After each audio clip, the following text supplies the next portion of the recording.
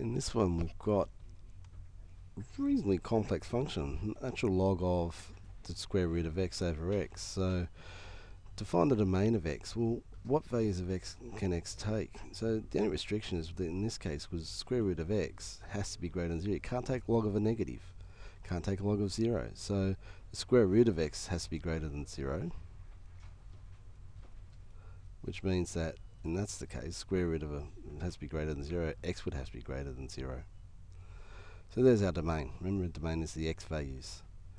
So this time, next part is find the first derivative and hence determine the stationary points. Well, we're going to have to do the derivative of the function of that. And it's going to imply the quotient rule. So change it to make it a little bit easier. I'm going to bring the half down because that's x to the power of a half.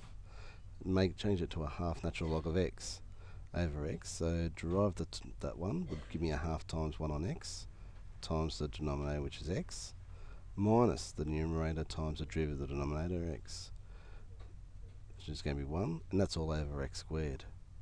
So clean it up, the 1 on x times the x cancels, so it gives us half times a half natural log of x. Now for stationary points, we know that it must be equal to 0. So for this function to be equal to 0, x squared can't equal 0, only the numerator can equal 0. So we just ignore the denominator and take our numerator and set it equal to 0. So taking the x natural log across and making it, they're both going to be positive.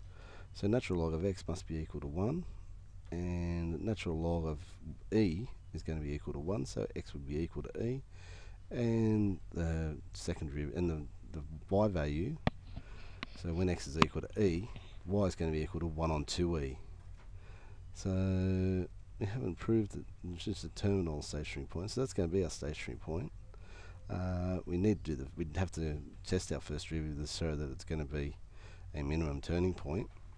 So, but we haven't done that here. So you can do that and just test value before e, which is 2.7. So try 2, try 3, substitute it into the first derivative, and really you only got to prove it, substitute in that part to show that you've got it falling, stationary, and then rising, and then sketch the curve. Or sorry, the other way around. It's going to be a maximum, not a minimum.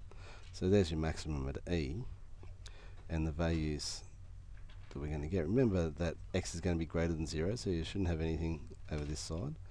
It starts rising, and then it's going to start to approach 0, so it's going to get smaller and smaller as we go through there.